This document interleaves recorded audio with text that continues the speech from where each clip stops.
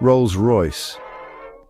It's more than just a name, isn't it? It's a statement. It whispers wealth. It shouts quality.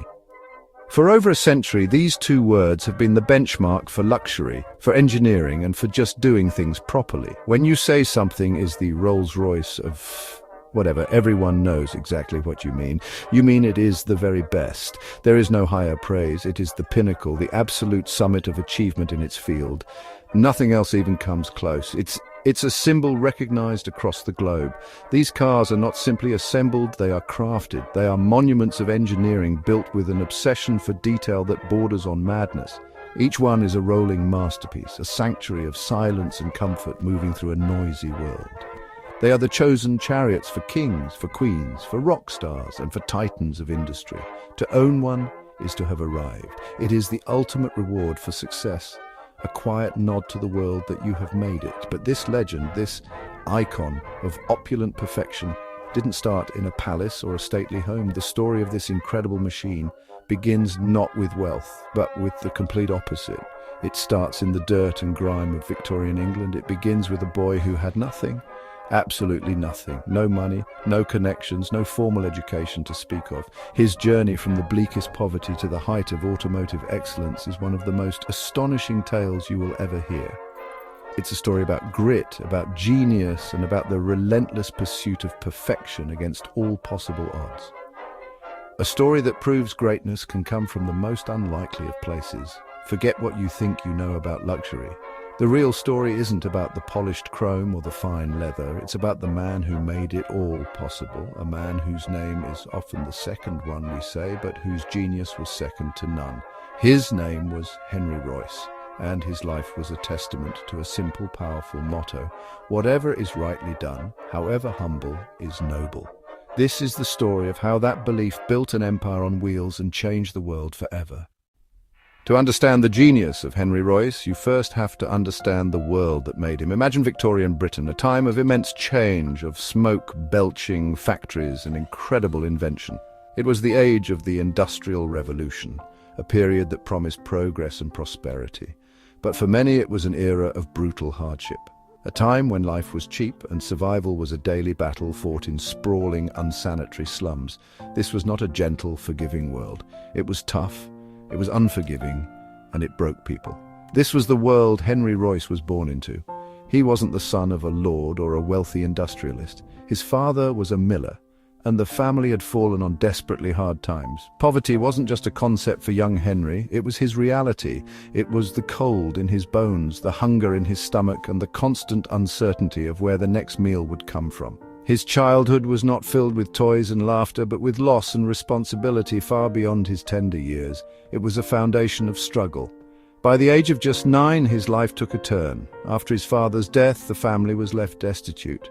While other boys were in school, learning their letters and numbers, Henry was out on the raw, unforgiving streets.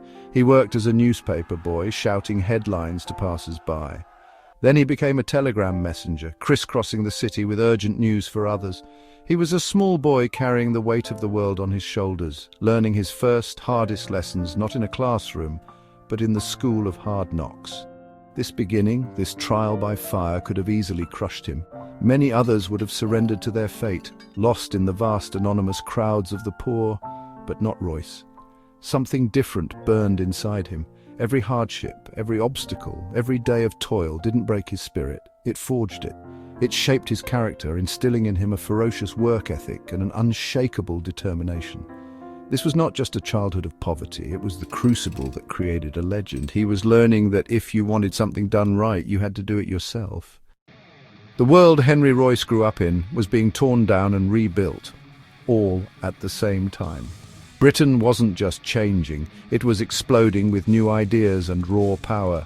This was the Industrial Revolution in full swing, a time of iron, coal, and steam. It was an age of giants, both men and machines. The old, quiet agricultural way of life that had existed for centuries was being swept away by a tidal wave of progress. Cities swelled overnight as people poured in from the countryside, chasing the promise of work in the new factories. This transformation was loud, chaotic, and often brutal. The air in cities like London and Manchester grew thick with soot, a constant reminder of the furnaces that were firing the nation's newfound wealth. The noise was relentless. The clang of hammers, the hiss of steam, the rumble of machinery that never slept.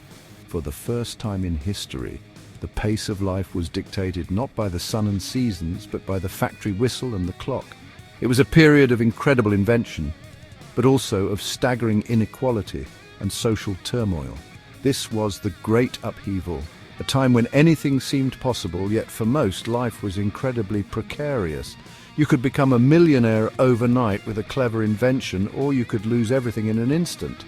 It was a high-stakes game, and the rules were being written as they went along. This environment bred a new kind of person, the self-made man. Men who, like Royce, had no inherited wealth or fancy titles, but possessed ambition, ingenuity, and an obsessive desire to build, to create, and to improve what they saw around them.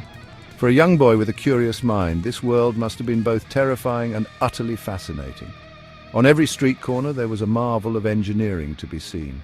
Steam-powered cranes lifting impossible loads, intricate new looms weaving cloth at incredible speeds, and the promise of railways connecting every corner of the kingdom.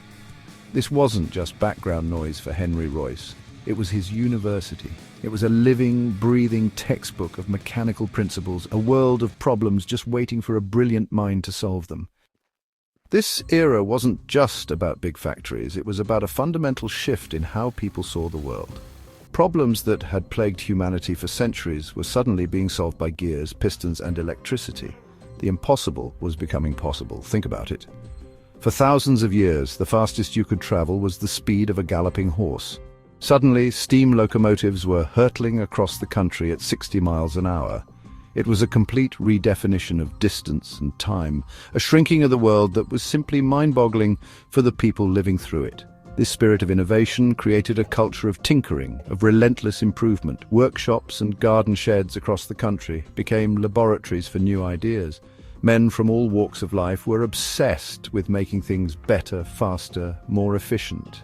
They were driven by a simple, powerful belief that with enough skill and determination you could perfect anything. It was this very obsession that would come to define Henry Royce's entire life and career. He wasn't just a product of his time. He was the absolute embodiment of its most powerful ideal. The dawn of the electrical age was also electrifying the public imagination. Dynamos, electric motors, and the incandescent light bulb were transforming night into day and promising a future powered by clean, silent energy. This was the cutting edge, the technology that separated the past from the future. For a young man like Royce, who was naturally drawn to how things worked, electricity wasn't just a curiosity, it was a new frontier, a field brimming with opportunity for someone with the talent to understand and master its mysterious forces. And then there was the horseless carriage, the automobile. In the late 19th century, these were noisy, unreliable, and often ridiculous contraptions. They broke down constantly, terrified horses, and were seen by most as a rich man's foolish toy. But a few visionaries saw something more. They saw the potential for personal freedom, for a machine that could take you anywhere you wanted to go. It was a deeply flawed invention, an imperfect machine. And for a man like Henry Royce, nothing was more tempting than the challenge of taking something imperfect and making it perfect. Henry Royce was born in 1863. His father James was a miller whose business was failing. Industrial mills crushed smaller operations like Royce's. This planted a deep-seated fear of failure within young Henry.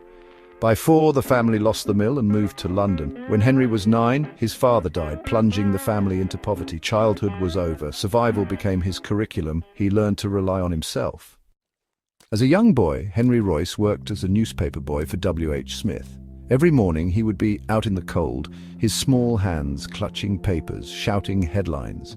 After his paper round, he became a telegram messenger, crisscrossing London. He saw the stark contrast between the wealthy West End and the slums of the East End. This relentless pressure forged an iron will within him. These weren't just jobs. They were the building blocks of his character, shaping him into the man he would become. Hard, painful lessons that would become the bedrock of his future genius. Most would have been broken by a childhood like this, but not Henry Royce. Hardship didn't crush him. It forged him. Every struggle became fuel for his relentless work ethic and obsession with perfection. Where others saw dead ends, Royce saw problems to solve. His hatred of waste and imperfection became his guiding principle. The soul of Rolls Royce was born in the unforgiving streets of London. In poverty's crucible, Royce's pursuit of excellence began. Street work was a dead end, but Royce's mind was always on machines. A small sum from his aunt changed everything, enough for an apprenticeship at the Great Northern Railway. At 14, he left the streets for the workshop. Surrounded by iron giants, he absorbed knowledge like a sponge. Royce quickly earned a reputation for diligence and curiosity. He wasn't just following orders, he was always asking why. For the first time, his talent and work ethic had a real outlet. The dream was no longer distant, it was taking shape. The Peterborough Works were a cathedral of engineering. Royce mastered the basics, filing, reading drawings, understanding steel. When his aunt's support ended, he didn't give up.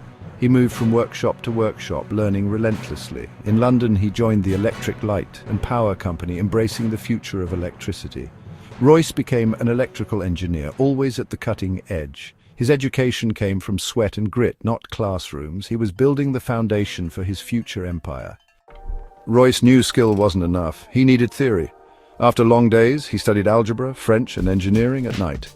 This brutal schedule was a race to reclaim the education he'd missed. Self-education set him apart, bridging practical skill and theory. He could now diagnose and design, not just repair. Royce's methodical, scientific approach became his hallmark. He wasn't just fixing things, he was perfecting them. This was the birth of the Royce way. At 21, Royce started his own business with Ernest Claremont. Their tiny Manchester workshop produced electric components, always to Royce's exacting standards. Quality set them apart in a market of shoddy goods. Royce soon designed his own dynamo, compact, efficient, robust. He patented an improved light bulb fitting, innovating beyond assembly. Success followed, and Royce left poverty behind, but a new obsession was coming: the motor car. His pursuit of perfection was about to change the world. By 1900, Royce's company was a triumph, but he craved a new challenge. He bought a French Decauville car, noisy, unreliable, and to him, appallingly made. Royce was offended by its flaws. It betrayed everything he valued in engineering. He dismantled the car, analyzing every weak, imprecise part. This wasn't just repair. It was a post-mortem on bad design. Royce saw what others accepted as good enough and rejected it. He realized he could do better, much better. The idea of perfection in motoring took root, and so the next chapter of engineering excellence was set in motion. Royce decided to build his own car from scratch to his standards. He started with a blank sheet of paper. He didn't copy the French design. He interrogated it and re-engineered everything. It was a slow, painstaking obsession. In 1904, the first Royce car was ready. It was astonishingly quiet and reliable. He hadn't just built a better car. He had built a car that redefined what a car could be. And it's this third car that would set in motion a chain of events that would change automotive history forever, because Henry Edmonds had a friend, Charles Stuart Rolls. Charles Rolls was born into wealth and privilege, educated at Eton and Cambridge. A pioneer aviator, racing driver, and famous socialite, he sold imported cars to his rich friends. Rolls yearned for a British car he could be proud of. He met Henry Royce, and after a drive in the Royce 10 horsepower, Rolls was stunned. He proposed to sell every car Royce could make, but under a new name, Rolls Royce. With a handshake, one of history's greatest partnerships was born. The handshake was the fusion of two worlds. Together, they were the perfect combination. Rolls-Royce was officially born. Charles Rolls entered the new cars into every race. The Rolls-Royces just kept going. Driving a Rolls-Royce was like gliding on a magic carpet. His motto was, "Take the best that exists and make it better. When it does not exist, design it." He believed the company should focus on building just one single model. He wanted to create a car so advanced that it would render every other luxury car in the world completely obsolete. He was about to create his masterpiece. In 1906, Henry Royce began work on a new car with a powerful six-cylinder engine. He used advanced calculations and the finest materials to design an engine where components were machined to incredible precision. The result was the Rolls-Royce Silver Ghost. This was a statement of automotive excellence. The Silver Ghost had to prove it was as good as Royce and Rolls claimed. it was entered into the most arduous reliability trial in the world. The Scottish reliability trial was a car killer, a brutal slog through challenging terrain. Claude Johnson sent the pristine Silver Ghost. Driven by Charles Rolls, a strange thing happened. Nothing, it just went. The Rolls Royce was serene, performing flawlessly. Johnson, wanting to demonstrate reliability, drove it from Scotland to London, then back and forth between London and Glasgow. It ran and ran, clicking past 15,000 miles. Dismantled under the Royal Automobile Club's eye, the report was staggering. After an unimaginable journey, the cost of replacement parts was just £2. Royce had built the best car in the world. The triumph of the Silver Ghost cemented the reputation of Rolls-Royce forever. It was now, officially, the best car in the world. Henry Royce created a machine that was the undisputed pinnacle of engineering. The name Rolls-Royce became a synonym for perfection. In 1910, Charles Rolls was killed in a flying accident. The sculptor Charles Sykes was tasked with creating a symbol of grace, speed and silence, the spirit of ecstasy. She first appeared in 1911 and has graced the bonnet of almost every Rolls-Royce since. It represents the pursuit of an ideal, a striving for a state of grace and perfection. The next time you see a Rolls-Royce, think of the small, hungry boy on the cold streets of London. The boy with nothing but a fire in his belly and a genius in his mind. Henry Royce's story is about the unconquerable nature of the human spirit. It's proof that it does not matter where you start in life. What matters is a relentless desire to make things better. He turned hardship into fuel and obstacles into opportunity. He proves that true nobility isn't inherited.